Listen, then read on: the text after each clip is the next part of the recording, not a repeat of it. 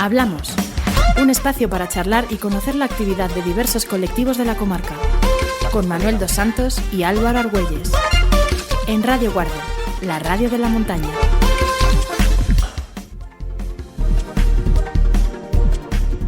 Muy buenos días, oyentes, bienvenidos a una nueva entrega de La Costelera, y dentro de La Costelera la sección de Hablamos, efectivamente, de la mano de Manuel dos Santos. Muy buenos días, Manuel. Muy buenos días, Álvaro, y muy buenos días a todos nuestros radioyentes. Esta mañana de miércoles, ya 18 de junio, está ya a punto de entrar el verano, ya se nota el calor. Estamos un poco de resaca, ¿verdad, Álvaro? Después de nuestras fiestas patronales de San Antonio.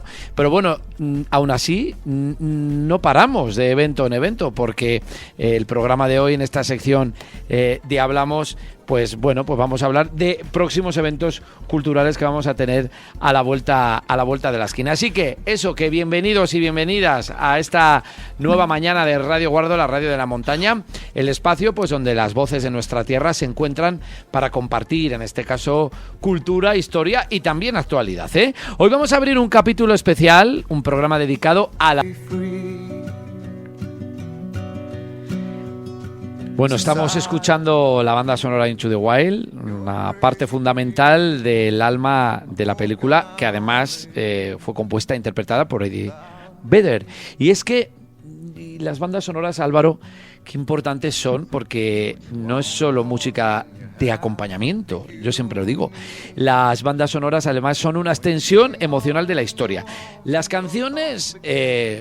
yo creo que en cierta medida siempre nos permiten entrar en la mente del protagonista, comprender su silencio, su rabia, ¿no?, su paz, su búsqueda de sentido. Y yo siempre que digo que cada música viene cargada de simbolismo y en el momento justo. Yo creo que seguramente con esta música que tenemos de fondo, pues nos vamos a adentrar en la mente de nuestro siguiente protagonista, porque tenemos el placer de anunciar una cita muy especial con las letras que también vamos a tener, porque este programa de hoy va de letras. Y si antes hemos hablado de que el sábado va a ser esa gala de entrega de premios de la 54 edición del concurso internacional de cuentos de Guardo, hoy tenemos el placer de anunciar una cita muy especial con la reflexión y la ficción de calidad. Guardo se va a convertir también en un escenario literario con la llegada de Álvaro Jarillo Aldeabuena, jurista, observador internacional y también novelista, que va a presentar en nuestra localidad la obra Exhumación. La cita la vamos a tener también el viernes, la vamos a tener este viernes 20 de junio a las 6 de la tarde en el restaurante San Francisco. Además, en un formato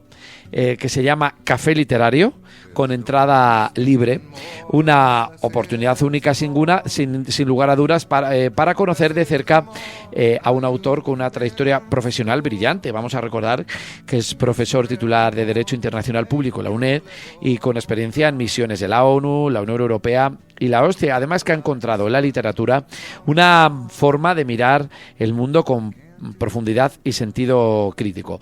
Exhumación es una novela que nos va a presentar, que viene cargado de memoria, suspense, política, una historia cargada de simbolismo. Por eso hablábamos de esta banda sonora. Así que el acto, que por cierto aprovecho para decir que estará conducido por la periodista y concejala de Turismo y Comunicación Isabel Quiñones Vázquez, finalizará con la firma de ejemplares por parte del autor. Así que ya lo sabéis, otra cita más que tenemos al mundo de las letras para este fin de semana. Así que si te apasiona la literatura que interpela, que remueva y que propone nuevas miradas, no te pierdas este encuentro. Para contarnos todo ello, pues ya tenemos a nuestro protagonista, Álvaro Jarillo, en Radio Guardo, la radio de la montaña. Bienvenido, Álvaro.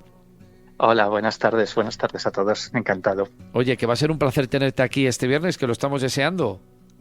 Bueno, en este caso el lujo es mío, porque la verdad es que el formato que han pensado para el encuentro, esta idea del coloquio, un poco como tú decías, más allá de una presentación, queríamos que fuera, bueno, pues ese diálogo, ese compartir con lectores que les pueda interesar esta novela u otras novelas, porque como tú decías, muchas veces acercarse a personajes y a temáticas que en ocasiones... Esta novela, ahora si quieres comentamos algún detalle, Sí. digamos, tiene notas de actualidad, pero también temas que son bastante universales.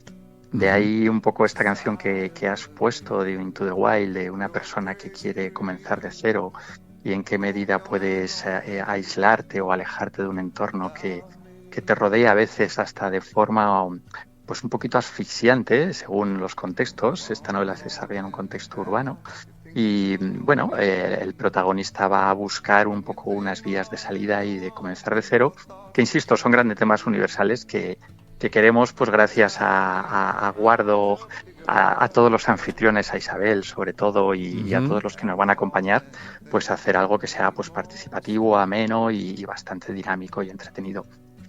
La verdad que encantados de tenerte aquí con nosotros en Radio Guardo, la radio de la montaña, y te agradecemos eso, que hayas querido compartir este momento con nuestros oyentes, especialmente eso, con motivo de la presentación de tu primera novela, Exhumación. Y hablamos de una trayectoria profesional, la tuya, Álvaro, que es sin duda impresionante. Ya lo hemos dicho antes, profesor titular de Derecho, internacional, jurista, con una sólida experiencia. Pero hoy, sin embargo, te vamos a conocer en la nueva faceta, la de escritor, y es precisamente desde esa perspectiva desde la que queremos iniciar contigo esta conversación.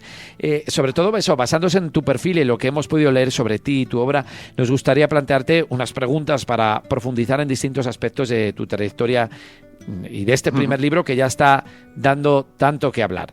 Yo no sé, Álvaro, para empezar, hay un debate clásico en el mundo literario. ¿Un escritor nace o se hace? Efectivamente. Y llevándolo a tu experiencia personal, ¿cómo crees que se puede formar un escritor? ¿Qué factores son claves en el desarrollo como autor? Bueno, a mí a esa pregunta, que es la pregunta clásica, como tú bien decías, yo me gusta responder con una respuesta muy sencilla y a su vez una respuesta muy grande, por muy sencilla que pueda parecer a primera vista, que es algo tan básico como decir, escritor es el que escribe, punto.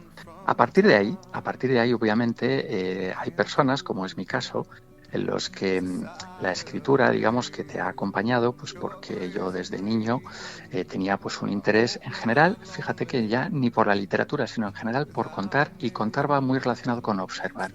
Entonces yo tuve la suerte y el trabajo de orientarme hacia una profesión que está muy relacionada con el viaje, que está muy relacionada con una dimensión internacional del ser humano, de viajar a otras culturas, a otros países.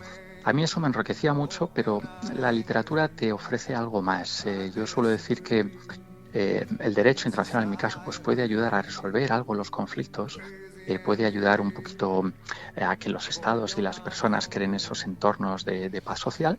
Pero lo bueno de la literatura es que, aunque no ayude a solucionar esos conflictos humanos, sí ayuda a entenderlos. Y eso muchas veces ni la política ni el derecho permiten llegar a la esencia de dónde están esos conflictos humanos, ¿no? En este caso, el escritor nace o se hace. A mí me gusta combinar esta idea del arte y el oficio, ¿no? Es decir, hay personas que a veces son reticentes a afrontar la escritura. De esto hablaremos en el coloquio también, porque me gusta mucho provocar a todos los que tienen algo que contar, ¿no? Y cada uno en mayor o menor medida en los géneros que le apetezcan, igual que el que cuenta historias a sus hijos, o en los campamentos con los jóvenes, o los abuelos que narran sus historias del pasado. Eso es literatura, eso es cultura, y especialmente, bueno, pues vosotros, simplemente hablando de esta radio de montaña y estas culturas, yo, por ejemplo, cerca de Guardo conozco zonas de León y de montaña donde hay verdaderas historias ancestrales que son alucinantes. Es decir, Palencia y León compartís una serie de tradiciones orales y de cultura muy muy básica que se traslada de generación en generación, que eso trasladado al texto escrito pues aporta muchísimo. Mi contribución ha sido sencillamente, es una historia que combina un entorno rural con un entorno urbano. El entorno urbano se reconoce perfectamente, es Madrid. El entorno rural yo sé dónde está, pero no se menciona, es un pueblo ficticio y afronta temas pues actuales. Ahora, si quieres, comentamos alguno más, que de forma lo más amena, combinando un poco la idea de tintes de novela negra con algunos grandes temas universales. Por lo que vemos, Álvaro, y por lo que mencionas, escribir ha sido una de tus grandes pasiones y ya vemos que ocupa buena parte en tu día a día. Pero, tu principal actividad está vinculada al derecho, ¿no? Como profesor universitario y abogado, pero ¿cómo consigues compaginar esa vida académica y profesional con tu pasión por las letras? Si yo quisiera dar una respuesta un poco de película, digamos, y fuera de la realidad, algunas personas quizá pueden pensar que yo tengo un entorno donde me retiro mirando al mar y estoy con una paz absoluta para reservar unos espacios de horas, pero lamentablemente la vida en las grandes ciudades pues muchas veces nos come, y lo que sí es muy importante es, digamos, mantener una cierta constancia, ya no tanto quizás yo soy un poco flexible conmigo mismo en cuanto a la rigidez de los horarios, porque si no, no podría compatibilizarlo, ¿no?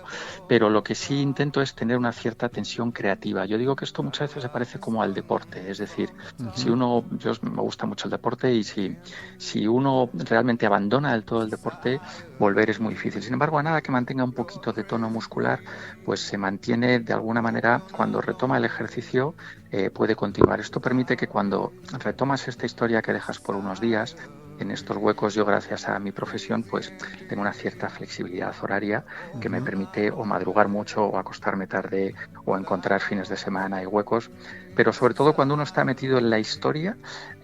Por eso invito a que, sea cual sea la profesión de nuestros oyentes ahora mismo, si tienen algo que contar, ya sea en el género del relato, en el género de la novela, hay muchos lugares, clubs de lectura, como mencionabais, donde la gente comparte lecturas, ¿por qué no? También comparte escrituras. Siempre hay hueco para contar, y sobre todo, de alguna manera, hay que bajarlo al terreno de las pequeñas cosas, porque contar es observar y contar es jugar también. Entonces, si uno pone grandes metas, al final nunca acercas.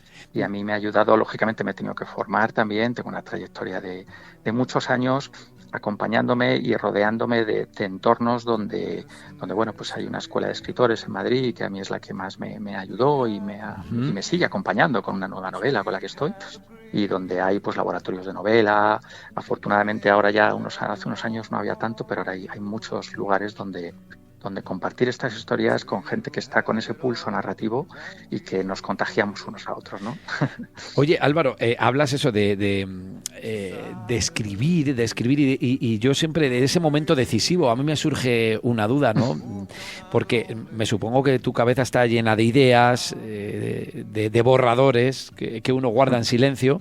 ¿Cómo sabes cuándo dais el paso de que tienen que salir a la luz? ¿Cuándo se toma esa decisión, que supongo que es la que te llevaría finalmente a dar el salto y publicar Exhumación, tu primera novela? Sí, yo había hecho relato anteriormente. El relato me parece dificilísimo y el relato es muy, muy exigente, pero es verdad que el relato puede surgir de un momento, digamos, mágico, muy puntual, un pequeño giro narrativo donde hay dos historias, una que está por abajo, otra por arriba que se ve. En fin, hay que tener mucha habilidad, digamos, en el género narrativo y precisión, ¿no?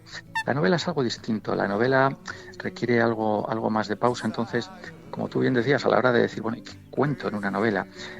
Yo creo que la mejor, en mi caso, lo que me ha funcionado, siempre se dice esto: ¿tú eres escritor mapa o escritor brújula? Es decir, el escritor mapa es el que lo tiene todo prediseñado, una escaleta perfecta, y brújula es el que pues tiene tal talento, dicen, yo no conozco a ninguno que sea verdaderamente brújula, que empieza la primera página, a partir de ahí, sin pauta y sin guión y sin escaleta y sin estructura, pues tira hasta el final.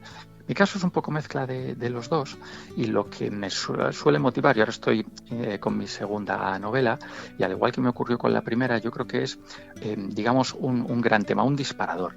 Un disparador, en este caso, en esta novela, es lo que fue el disparador fue alguien que quiere comenzar de cero. Es decir, yo tengo ahora 52 años, entonces estaba cerca de los 50 y hay un cierto momento, digamos, de madurez donde dices, bueno, de las personas que conozco, muchas personas de mi entorno que dicen, uy, yo es que por mi trabajo, por mi familia, por mi contexto, yo quiero comenzar. Entonces, esa dificultad de renovarte y cambiar de vida. En mi caso, el protagonista tiene sus motivos para hacerlo, pero cada uno tiene los suyos. Entonces, ¿en qué medida pues se puede dejar? Eso fue el gran tema, el gran disparador. A partir de ahí, Luego ya hay una serie de decisiones técnicas que, como solemos decir los que nos gusta la técnica narrativa, tienen que estar al servicio de la historia. Si tú quieres contar una historia pues muy lenta, más rápida, más ágil, tendrás que adoptar un tipo de narrador u otro, ¿no?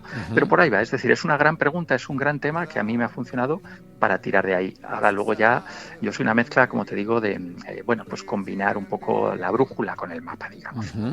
Y hablando del título, de exhumación, porque no sé qué tienes que decirme sobre ello, pero yo le veo como que es muy sugerente y provocador ese nombre.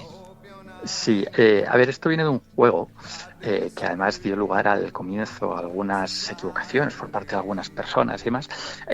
Lo que narra la historia también, al margen de este volver a empezar, la gran pregunta es cómo vivimos con lo que escondemos, con lo que tapamos, lo que desenterramos. Todos a determinada edad y en determinado momento de la vida aprendemos, unos más que otros, pues a enterrar cosas que no queremos desenterrar, que a veces nos acompañan el resto de nuestra vida, que en determinado momento luego desenterramos con las consecuencias que ello conlleva. Entonces, lo que ocurrió en esta historia es que el protagonista pues tiene un pasado de vida muy corrupta. Es una historia donde se contextualiza en entornos de corrupción política y económica que desgraciadamente pues acompañan a España desde hace muchos años en muchísimos sectores, no solo el político, el económico, el empresarial, el universitario, o sea, en todos los, como que permea desde el Lazarillo de Tormes en nuestra cultura, desgraciadamente. Entonces, en ese contexto, el protagonista, pues en determinado momento dice, ¿podría yo empezar de cero, darme una oportunidad a mí mismo? Entonces juega con lo que escondemos y lo que enterramos o desenterramos. Y el juego venía porque en esos días, cuando yo escribí la novela, era la época de la exhumación de Franco. Entonces funciona como reloj narrativo. Esta novela no va sobre la exhumación de Franco, pero acompaña, ayuda al lector a situarse temporalmente porque se desarrolla en los días previos a esa exhumación de Franco. Entonces hay un juego metafórico y simbólico con lo que enterramos, lo que desenterramos, lo que en ese sentido estamos exhumando o inhumando, ¿no? Uh-huh. De ahí vino un poco ese juego metafórico, pero la metáfora final es en qué momento en la vida muchas veces desenterramos cosas que nos han acompañado, ¿no? Y yo no sé, Álvaro, si esa historia está más cerca de la realidad o de la ficción. También es muy buena pregunta. Y mira, y aquí me alegro en este sentido de poder aclararlo, porque lo que me gusta a mí decir es que esta novela, a pesar de que trate temas que son políticamente sensibles, digamos, en nuestra vida diaria, en esta sociedad tan polarizada en la que vivimos, parece que solo podemos ser unos contra otros y demás, a mí me gustaba denunciar algo que, como digo, que permea desgraciadamente a muchos ámbitos de nuestra sociedad, y denunciarlo sin moralina, es decir, sencillamente mostrarlo. De ahí que yo eligiera, digamos, contextos donde, lógicamente hay una maleta con dinero, hay elementos del thriller propios o de la novela negra, que son fáciles de identificar, que ayudan a generar tensión en la historia, que el lector va a poder identificar con algunos aspectos, pero, insisto, que salpican a todo el espectro y todo tipo de ciudades y partidos políticos de nuestro entorno, uh-huh. Con lo cual en ese sentido adopto una postura lo menos moralizante y en ese sentido panfletaria, permíteme que lo diga así, uh-huh. Porque lo que busco es, a mí me gusta por ejemplo un director de cine que es León de Aranoa, que por ejemplo pues en Los lunes al sol o en la del Buen patrón está mostrando al espectador pues un drama, es decir, una situación pues bien del desempleo o bien de cómo se desarrollan determinados contratos en ámbitos empresariales, y deja que el espectador sea quien juzgue. Yo es un poco lo que he querido en esta novela, mostrar una tensión narrativa con un personaje muy agobiado por la corrupción, y a partir de ahí, cuando se muestran esas prácticas de corrupción, pues cada uno que diga en qué medida está cómodo o incómodo con algunas de ellas, ¿no? O en qué medida las asocia a un personaje o a otro. Es verdad que hay algunos que van a ser, pues fáciles de identificar, pero era, inevitable en ese sentido. Pero por lo demás, lo que importa es el personaje en cuestión y sus dilemas y sus angustias durante esos días que, tal como está narrado, es muy fácil de leer en el sentido de que está narrado en presente, entonces vas como siguiendo mucho al personaje. Digamos que es un tipo de narración muy cinematográfica. Y hablamos de presente, queridos radioyentes, porque así es, este viernes vamos a tener la oportunidad de que esta obra se presente precisamente aquí, en nuestra localidad, en Guardo. Álvaro, ¿por qué has elegido esta villa para dar a conocer tu ópera prima? Yo no sé si tienes algún vínculo especial con la zona o el público. Insisto que es una región, es verdad que conozco más hacia la zona leonesa, pero bueno, como siempre que iba hacia la parte de León, de Riaño, de Prioro, siempre pasaba por Guardo, y a raíz de conocer amigos en el entorno de Guardo, y yo voy mucho a Cantabria, que muchas veces paso cerca, digamos, viajando desde aquí. Bueno, pues esto, los autores la editorial que publica el libro es una editorial de Granada, es una editorial independiente. Entonces, los autores que publicamos con editoriales que quieren ser bastante selectivos, cuidar sus novelas, cuidar a sus autores, es decir, valorar el contexto de la obra como tal. El inconveniente que tienen, claro, nosotros en ese sentido no tenemos promoción ni infraestructura detrás, y yo lo que intento es, pues allí por donde viajo, bien sea por amigos, familiares, porque estoy por la zona, pues esto siempre digo que es como lo de la barraca antiguamente de Lorca, paseándose por los pueblos con el teatro. Bueno, pues yo allí donde voy, pues si quieren escuchar y compartir un diálogo como los clubs de lectura, es decir, generar un espacio de encuentro donde se hable de la escritura y a través de mi libro, pues fenomenal, pero sobre todo llevar la literatura, llevar el cómo se escribe, llevar la creatividad, las posibilidades que ofrece para la lectura, para tener una mirada distinta hacia lo que nos rodea.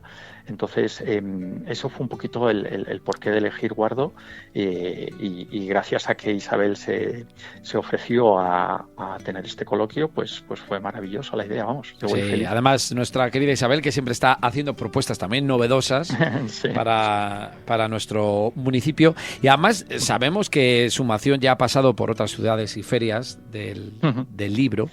Y bueno, hablabas eso que me llama mucho la atención de eso de las editoriales independientes, ¿no? No sé si nos podrías contar cómo es el proceso, ¿no? Una vez que pues, llegas a ello, el proceso editorial, ¿no? ¿Qué paso seguiste hasta llegar al mercado con la novela? Sí, es muy complicado, y a su vez tengo una cierta ambivalencia, porque ahora mismo estamos viviendo un momento muy bonito en el sentido de que se está leyendo mucho y se está publicando muchísimo.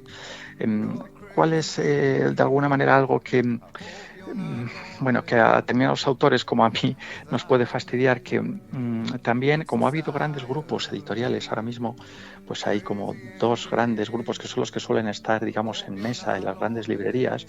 A veces los autores con más renombre absorben muchísimas lecturas del público en general, que se pierde. A algunos otros autores pasa como en la música, ¿no? Es decir, las grandes plataformas musicales, si se centran o de alguna manera es reducido el número de grupos que más se escuchan, pues hay autores brillantísimos que podrían estar triunfando en muchísimos sitios que son escuchados por una minoría.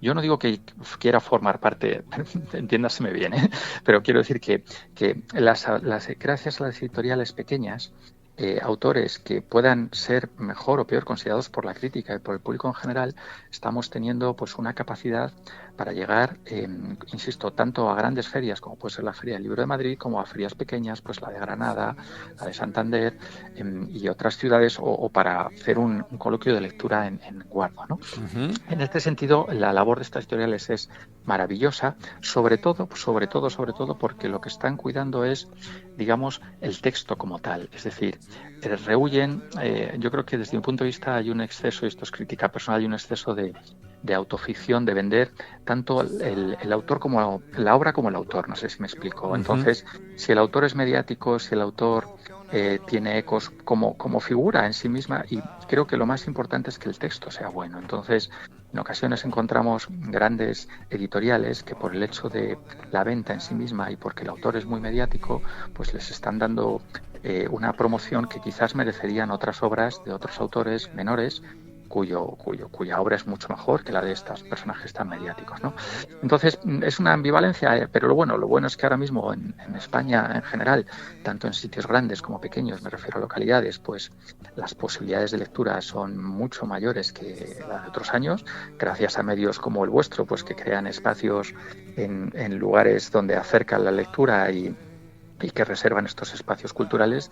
Para nosotros es fundamental, al igual que el de las pequeñas editoriales. Y el proceso como tal, y ya termino, que me enrollo mucho, el proceso como tal, pues en mi caso me ayudó el haber conocido muchos entornos de escritura creativa y de talleres y de escuelas, donde, pues periódicamente pues acuden editores a estos lugares, pero esta editorial no fue mi primera opción. De hecho, me pidieron el manuscrito otras grandes editoriales que luego ni me respondieron en estos encuentros de editores, y finalmente, pues fruto del azar, en una conversación, en otra presentación, en una cafetería, hablando con estos editores, les conté mi historia, parecía de película, tomando un café, y les gustó, me pidieron el manuscrito y afortunadamente fueron los que apostaron por mí. Pues enhorabuena, que seguro va a ser todo un éxito.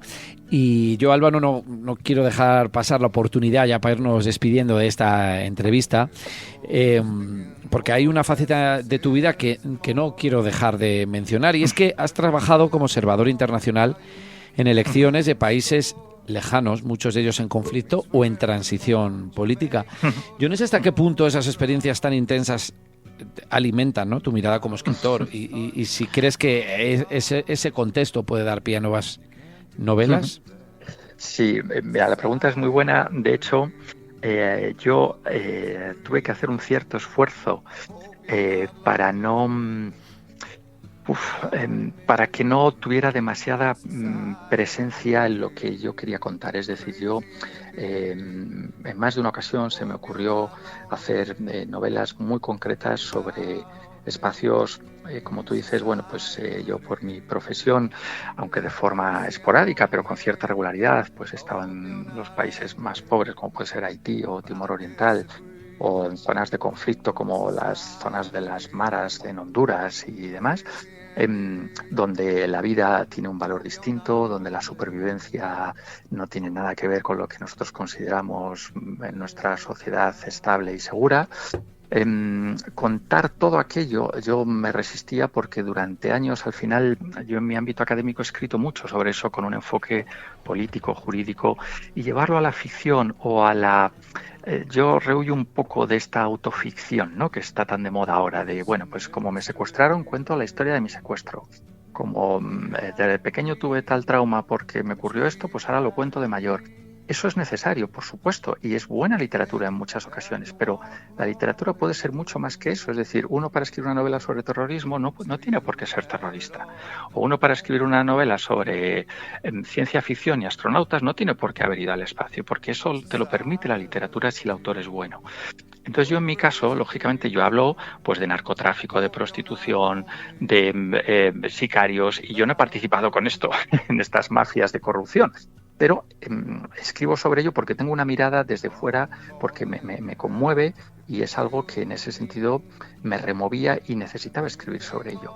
La parte de la experiencia internacional la he intentado con cierto esfuerzo mantener en un cajón, y ahora aprovecho para decir, en mi siguiente novela, que está ahora está cerca de finalizar, espero que final de año esté terminado El Bruto, ahí ya sí me he dado a mí mismo la oportunidad de contar experiencias particulares. En concreto, parte de la historia es en Haití y en Timor Oriental, donde, pues yo, siendo bastante más joven y luego ya no tan joven, pues tuve ocasión de vivir experiencias que me marcaron mucho y que ayuda, pero insisto, no es ni mucho menos imprescindible para escribir y narrar lugares exóticos en el Caribe haber tenido que estar en el Caribe, porque se puede hacer con otra serie de estímulos, lógicamente con documentación, eso sí es imprescindible. Uh-huh. Entonces, con una buena labor de documentación, de ahí que la novela histórica nos ayude a retrotraernos a la España del siglo de oro o a la España de la Edad Media. Entonces,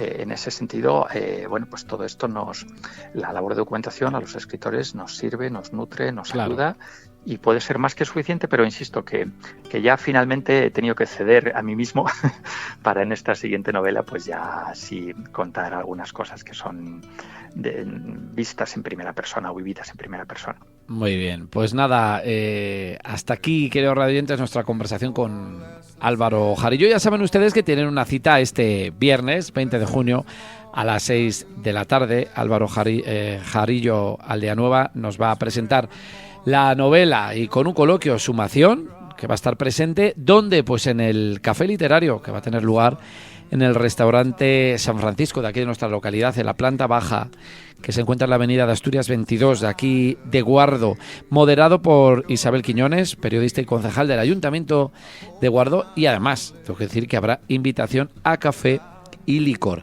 Querido Álvaro, que ha sido un auténtico privilegio tenerte con nosotros y poder conocer, pues eso, más de cerca, no solo tu faceta como jurista y observador internacional que nos acabas de comentar, sino también ese lado literario que con Exhumación ya nos has revelado. Muchas gracias por compartir eso, tus reflexiones y ese proceso, ¿no?, que te ha llevado a crear esta primera novela que sin duda alguna va a dejar huella. Gracias también, aprovecho por elegir Guardo como uno de tus escenarios, ¿no?, donde presentar esta obra.